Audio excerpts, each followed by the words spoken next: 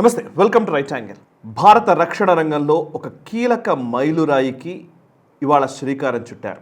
అందులోనూ మన ఆంధ్రప్రదేశ్ చరిత్రలో సువర్ణాక్షరాలతో నిలిచిపోయే విధంగా సాగేటువంటి ఒక అద్భుతం ఆవిష్కృతమైంది.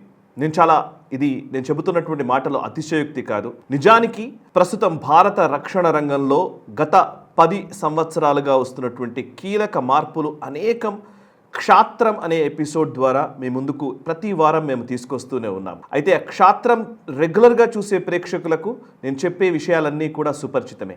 కానీ నేషనల్ స్టబ్లో ఈ ఎపిసోడ్ని చూడని వాళ్ళకి నేను చెప్పే విషయాలు నిజంగా కూడా ఖచ్చితంగా ఆశ్చర్యానికి గురి చేసే విధంగానే ఉంటాయి. ప్రస్తుతం భారతదేశంలో ఫైటర్ జెట్స్కి సంబంధించి ఒక కీలక ప్రాజెక్ట్ జరుగుతోంది. అదేంటంటే AMCA అంటారు, advanced medium combat aircraft కోసమని భారత ప్రభుత్వం ఒక ప్రతిష్టాత్మకంగా 5th జనరేషన్ ఫైటర్ జెట్ని తయారు చేసుకోవడం కోసం, అది కూడా పూర్తి స్వదేశీ పరిజ్ఞానంతో ఈ ఫైటర్ జెట్ని భారతదేశం రూపొందించడం కోసం, తయారు చేసుకోవడం కోసం ప్రణాళిక రచించింది. సుమారు 15 సంవత్సరాలుగా ఈ ప్రయాణం నడుస్తోంది. 2010లో దీని గురించిన ఆలోచన చేశారు. ఆ తర్వాత కొంత పురోగతి సాధించింది. కానీ 2014 తర్వాత ఈ వేగం పుంజుకొని ఇప్పుడు ఈ AMCA ప్రాజెక్ట్ ఒక కీలక దశకు చేరుకుంది. ఈ AMCA అంటే advanced medium combat aircraft. ఇది 5th generation aircraft, stealth fighter jet. Stealth అంటే రేడార్లకు చిక్కకుండా శత్రు దేశాల్లోకి వెళ్ళి అక్కడ ఉన్నటువంటి వాళ్ళ ఎయిర్ డిఫెన్స్ సిస్టమ్ని పూర్తిగా ధ్వంసం చేస్తూ అండ్ వాళ్ళ ఎయిర్ స్పేస్లో ఆధిపత్యాన్ని చెలాయించే విధంగా ఈ ఫైటర్ జెట్ పనిచేస్తుంది. ఇది AMCA ప్రాజెక్ట్. భారత ప్రభుత్వం ప్రతిష్టాత్మకంగా చేస్తున్నటువంటి ఈ ప్రాజెక్ట్ ఆల్మోస్ట్ డిజైన్ దశ దాటి ఇప్పుడు నిజంగా ఆ ప్రొడక్షన్ దశలోకి చేరుకుంటోంది. ఈ నేపథ్యంలోనే ఈ AMCA ఫైటర్ జెట్ని తయారు చేయడం కోసమని ఇక్కడ ప్రాజెక్ట్ రూపకల్పన చేశారు. ఇది పుట్టపర్తిలో దానికి శంకుస్థాపన చేయడం జరిగింది. అంటే ఇప్పుడు AMCA ఫైటర్ జెట్ మన ఆంధ్రప్రదేశ్ గడ్డ నుంచి తయారు చేయబడుతుంది. నిజానికి దీని వెనకాల ఎవరున్నారు, ఏం జరిగింది, కథా కమామిషు ఏంటో నేను చెప్తాను. మనం ఒక 10 సంవత్సరాల క్రితం లేదా ఒక 5-6 సంవత్సరాల క్రితం మనం చూస్తే గనక ఆంధ్రప్రదేశ్లో ఉన్నటువంటి చర్చ అంతా కూడా ఆంధ్రప్రదేశ్కి కేంద్రం అన్యాయం చేసింది, మోదీ పరిపాలనలో పూర్తి అన్యాయం జరుగుతుందని పదే పదే చెబుతూ వచ్చారు. నిజానికి అన్యాయం చేయడం కాదు, ఈరోజు ఆంధ్రప్రదేశ్ భారత గ్రోత్ స్టోరీలో కీలక భాగస్వామిగా నిలుస్తోంది. డిఫెన్స్ రంగానికి సంబంధించినటువంటి కీలక ప్రాజెక్టులన్నీ కూడా ఆంధ్రప్రదేశ్కే వస్తున్నాయి. మొన్న యూనియన్ బడ్జెట్లో రేర్ ఎర్త్స్కి సంబంధించినటువంటి కారిడార్లో ఆంధ్రప్రదేశే కీలక భూమిక వహించబోతోంది. అండ్ నారా చంద్రబాబు నాయుడు గారు ముఖ్యమంత్రిగా అద్భుతమైనటువంటి పని చేస్తూ ఉన్నారు. ఈ టైంలోనే అటు కేంద్ర ప్రభుత్వం పూర్తి సహకారాన్ని ఆంధ్రప్రదేశ్కి అందిస్తోంది. అండ్ ఈ ఆంధ్రప్రదేశ్ ప్రభుత్వానికి సలహాదారుగా ఉన్నటువంటి డాక్టర్ సతీష్ రెడ్డి గారు, ఆయన DRDO చైర్మన్గా గతంలో పనిచేశారు. సో ఆయన సారథ్యంలో డిఫెన్స్ కారిడార్ డెవలప్మెంట్ ఆంధ్రప్రదేశ్లో జరుగుతోంది. కోటాను కోట్ల రూపాయల ఇన్వెస్ట్మెంట్స్ అక్కడికి వస్తూ ఉన్నాయి. అండ్ ప్రైవేట్ కంపెనీలు, అదేవిధంగా భారత ప్రభుత్వపు ప్రతిష్టాత్మక వెంచర్స్ అక్కడ నెలకొల్పబడుతూ ఉన్నాయి. సో ప్రస్తుతం మనం advanced medium combat aircraft AMCA గురించి తెలుసుకుందాం. ఈ AMCA అనేది స్టెల్త్ ఫైటర్ జెట్. దీన్ని తయారు చేయడం కోసం భారత ప్రభుత్వము, భారత DRDO అండ్ డిఫెన్స్, ముఖ్యంగా ఏరోనాటికల్ డిఫెన్స్ ఏజెన్సీ ADA అంటారు. సో ఈ ADA అండ్ DRDO రెండు కలిసి సంయుక్తంగా డిజైన్ వరకు దాని టెక్నాలజీని రూపొందించే ప్రయత్నాల్లో నిమగ్నమయ్యాయి. దీంట్లో అనేక ప్రైవేట్ కంపెనీస్ కూడా ఇందులో ఇన్వాల్వ్ అయ్యాయి. కళ్యాణి గ్రూప్ దగ్గర నుంచి చాలా కంపెనీస్, టాటా అడ్వాన్స్డ్ సిస్టమ్స్ దగ్గర నుంచి చాలా కంపెనీస్, L&T, ఇట్లా అనేక పెద్ద కంపెనీలు, అదేవిధంగా ప్రభుత్వ రంగ సంస్థలు, వీటన్నిటి భాగస్వామ్యంతో ఈ AMCA రూపొందించుతున్నారు. సరే, AMCA స్పెషాలిటీ ఏంటో తెలియాలంటే అసలు ఈ 5th జనరేషన్ ఫైటర్ జెట్స్ ఏ దేశాల దగ్గర ఉందో మనకు అర్థం కావాలి. ప్రపంచంలో కేవలం 3 దేశాల దగ్గర మాత్రమే 5th జనరేషన్ ఫైటర్ జెట్ ఉంది. ఒకటి అమెరికా, అందరికీ తెలిసిందే. అమెరికాలో F-35 లైట్నింగ్ ఫైటర్ జెట్స్ అంటారు, అవి ఉన్నాయి. అండ్ F-22 ర్యాప్టర్ అంటారు. ఈ 2 ఫైటర్ జెట్స్ కూడా 5th generation fighter jets. 4th generation fighter jets మన దగ్గర కూడా ఉన్నాయి. ఇప్పుడు ప్రస్తుతం మనం వాడుతున్నటువంటి రఫేల్ కావచ్చు, లేకపోతే తేజస్ కావచ్చు, ఇవన్నీ 4th generation 4.5 generation fighter jets. Sukhoi, లేదంటే తేజస్, లేదంటే రఫేల్, ఇవన్నీ కూడా 4th generation or 4.5 generation fighter jets. But ఇప్పుడు మనం 5th జనరేషన్ ఫైటర్ జెట్స్ని మనం రెడీ చేసుకుంటున్నాం. 5 అండ్ 5.5 జనరేషన్ ఫైటర్ జెట్స్గా ఇప్పుడు ఈ AMCA అని చెప్తూ ఉన్నాం. సో ఆ జనరేషన్ కంటే స్టెల్త్ టెక్నాలజీ, రేడార్లు పసిగట్టలేనటువంటి అద్భుతమైనటువంటి టెక్నాలజీని ఈ ఫైటర్ జెట్స్ కలిగి ఉంటాయి. సో నేను చెప్పినట్టుగా ఇందాక యుఎస్ ఎట్లాగైతే వీటిని తయారు చేసుకుందాం, యుఎస్ దగ్గర ఉంది, at the same time China దగ్గర ఉంది చెంగ్డు J-20 అని ఫైటర్ జెట్స్ ఉంది, అండ్ రష్యా దగ్గర ఉంది సుఖోయ్ 57 Su-57 అనే ఫైటర్ జెట్ కూడా 5th generation fighter jet. So 3 దేశాల దగ్గరే ఉంది. ఇప్పుడు వాటి సరసన భారతదేశం కూడా నిలవబోతోంది. అయితే ఈ ప్రాజెక్ట్ ఇప్పుడు శంకుస్థాపన చేశారు అండ్ డిజైన్ దశ పూర్తయింది. శంకుస్థాపన జరిగిన తర్వాత ఇప్పుడు నుంచి ఇక్కడ ప్రొడక్షన్ యాక్టివిటీ మొదలవుతుంది. ప్రోటోటైప్ కొన్ని తయారు చేయాల్సినవి ఉన్నాయి. అవి ఏరోనాటికల్ డిఫెన్స్ ఏజెన్సీ బెంగళూరులో క్యాంపస్ ఉంది, అక్కడ వాళ్ళు ఆల్రెడీ ప్రోటోటైప్స్ తయారు చేసే పనిలో ఉన్నారు. ఆ ప్రోటోటైప్స్ రెడీ అవ్వడము అండ్ ఇక్కడ శంకుస్థాపన ఇప్పుడు చేశారు కాబట్టి భూసేకరణ జరిగింది కాబట్టి సో ఆల్మోస్ట్ పుట్టపర్తి పరిధిలో దీనికి కావాల్సినటువంటి ఎస్టాబ్లిష్మెంట్ అంతా చేసుకొని 2034-35 కల్లా మొదటి స్క్వాడ్రన్లో అంటే మొదటి దశ ఫైటర్ జెట్స్ని సిద్ధం చేసే విధంగా ఒక ప్రణాళిక రూపొందించారు. దీనికి ఇంకా 9 సంవత్సరాలు పడుతుంది. But at the same time ఇది ఆంధ్రప్రదేశ్లోనే మనం ఆవిష్కృతం చేసుకోబోతున్నాం అండ్ అది చాలా గొప్ప అంశము. అండ్ సుదీర్ఘకాలంగా 7 దశాబ్దాల్లో మనం నిజంగా చెప్పాలంటే మన ఎయిర్ ఫోర్స్కి కావాల్సినటువంటి ఫైటర్ జెట్స్ ఎప్పుడు ఇవ్వలేకపోయాం. మిగ్ ఫైటర్ జెట్స్ ఎప్పటియో పాతకాలపు ఫైటర్ జెట్స్లో పాతకాలపు యుద్ధ విమానాల్లో మన సైన్యము లేదా మన ఎయిర్ ఫోర్స్ పైలట్లు పనిచేశారు. ఇంకా చెప్పాలంటే నేవీకి సంబంధించి ఒక ఎయిర్ క్రాఫ్ట్ క్యారియర్ కూడా మనము గతంలో తీసుకున్నాం కానీ అది అడ్వాన్స్డ్గా లేని పరిస్థితి. సో ఇప్పుడు INS విక్రాంత్ ఈరోజు మనం స్వదేశీ పరిజ్ఞానంతో మనం డెవలప్ చేసుకున్నాం ఎయిర్ క్రాఫ్ట్ క్యారియర్ని. అండ్ ఇంకోవైపు 4.5 జనరేషన్కి సంబంధించినటువంటి రఫేల్ ఫైటర్ జెట్స్ని మనం తెచ్చుకున్నాము. తేజస్ మనం అద్భుతంగా బిల్డ్ చేసుకుంటున్నాము. సుఖోయ్ యుద్ధ విమానాలు ఉన్నాయి. ఇప్పుడు వాటి సరసన AMCA రాబోతోంది, advanced medium combat aircraft రాబోతోంది.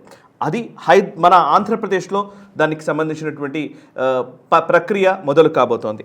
ఇక ఇందులో మనం కొన్ని రోజుల నుంచి చూస్తే కనుక 2010లో నేను ఈ ప్రాజెక్ట్ ప్రారంభించారని చెప్పాను.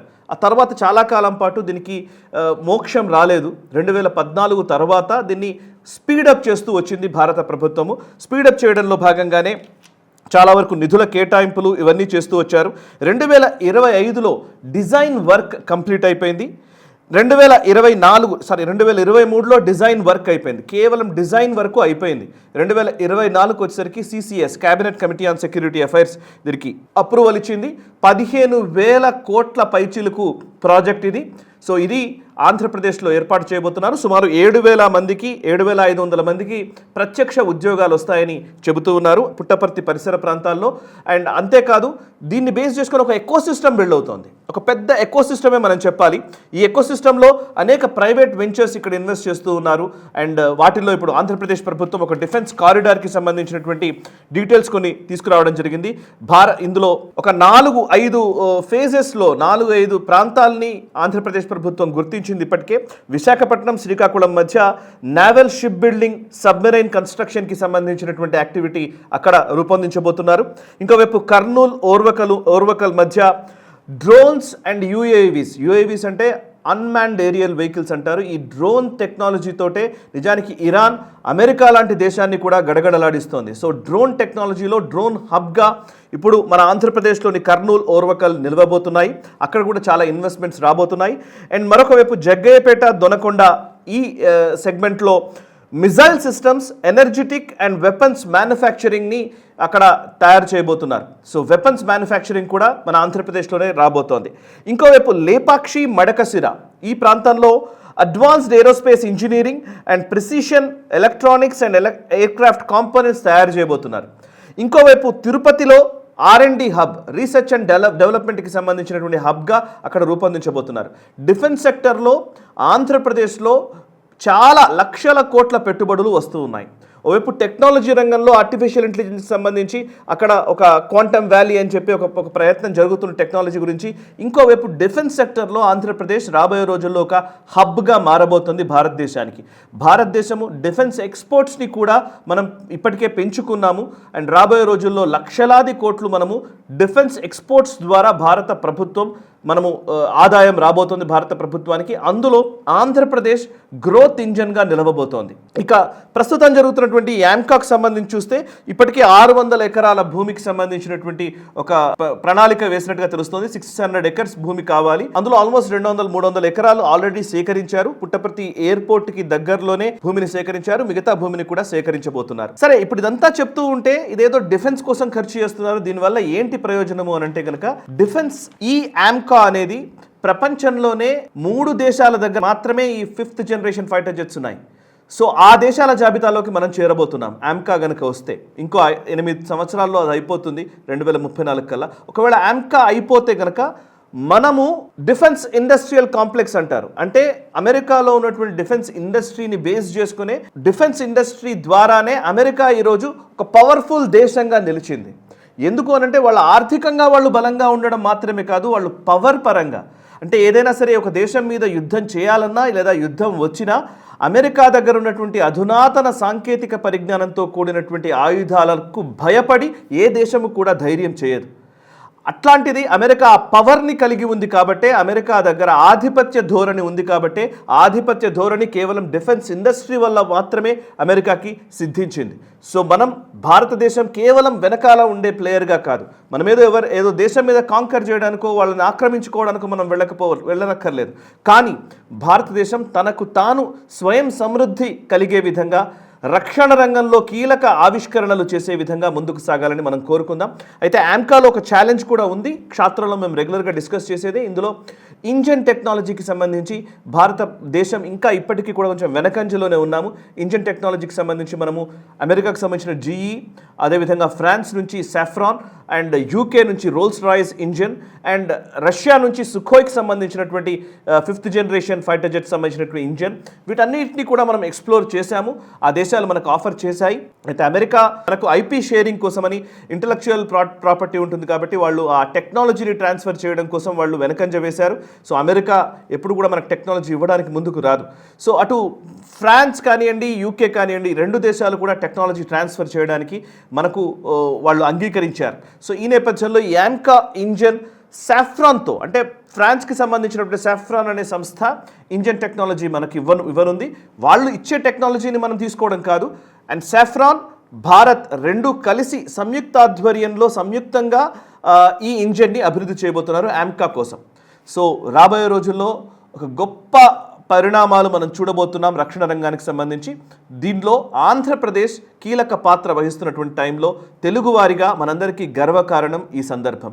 ఈ ఫీట్ సాధించినటువంటి, ఇటువంటి అద్భుతాన్ని సృష్టించినటువంటి మన శాస్త్రవేత్తలకి, మన DRDOలో పనిచేసేటువంటి కీలక విభాగాల అధిపతులకి, అదేవిధంగా పొలిటికల్ ఎస్టాబ్లిష్మెంట్లో కీలకంగా వ్యవహరిస్తున్నటువంటి భారత ప్రభుత్వంలోని కీలక వ్యక్తులకి, డిఫెన్స్లో పనిచేస్తున్నటువంటి నాయకులకి, అండ్ చివరిగా ఆంధ్రప్రదేశ్ ముఖ్యమంత్రి, ఆంధ్రప్రదేశ్ ప్రభుత్వానికి మనందరం అభినందనలు తెలపాలి.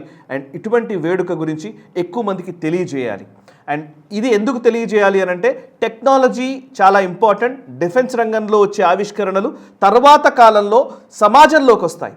సో డిఫెన్స్ రంగంలో వచ్చే టెక్నాలజీస్ని మనం అర్థం చేసుకోగలిగితేనే ఫ్యూచర్ సొసైటీస్ ఏ విధంగా ఉంటాయో మనం అర్థం చేసుకోవచ్చు. ఫర్ ఎగ్జాంపుల్ టెలికమ్యూనికేషన్ కావచ్చు, నావిగేషన్ సిస్టమ్ కావచ్చు, ఏ సిస్టమ్ అయినా కానీ ప్రజల అవసరాలకు అనుగుణంగా వాళ్ళు సమాజంలో ఉపయోగించుకోవాలి అని అంటే ముందు అది యుద్ధంలో వాడినదై ఉంటుంది టెక్నాలజీ. సో యుద్ధాన్ని అర్థం చేసుకుంటేనే సమాజాలు అభివృద్ధి చెందుతాయి. సో అటువంటి స్థితిలో భారత ప్రభుత్వం ఆలోచిస్తున్నందుకు ఈ సమాజంలో ఉన్న ప్రతి ఒక్కరం కృతజ్ఞతలు తెలపాలి. అండ్ ఈ వీడియోని 10 మందికి షేర్ చేయవలసిందిగా విజ్ఞప్తి చేస్తున్నాను. మనసా వాచా కర్మణ, దేశహితం కోసం, నేషనల్ స్టార్. ఈ వీడియో మీకు నచ్చినట్టయితే లైక్ చేయండి, 10 మందికి షేర్ చేయండి. అలాగే కామెంట్ల రూపంలో మీ అభిప్రాయాలను మాతో పంచుకోండి. Nationalist hub group of channels ను సబ్స్క్రైబ్ చేసుకుని తెలుగునాట జాతీయవాద జర్నలిజాన్ని ప్రోత్సహించండి. ఈ వీడియో కింద ఉన్న బెల్ ఐకాన్ పై క్లిక్ చేయడం మర్చిపోవద్దు.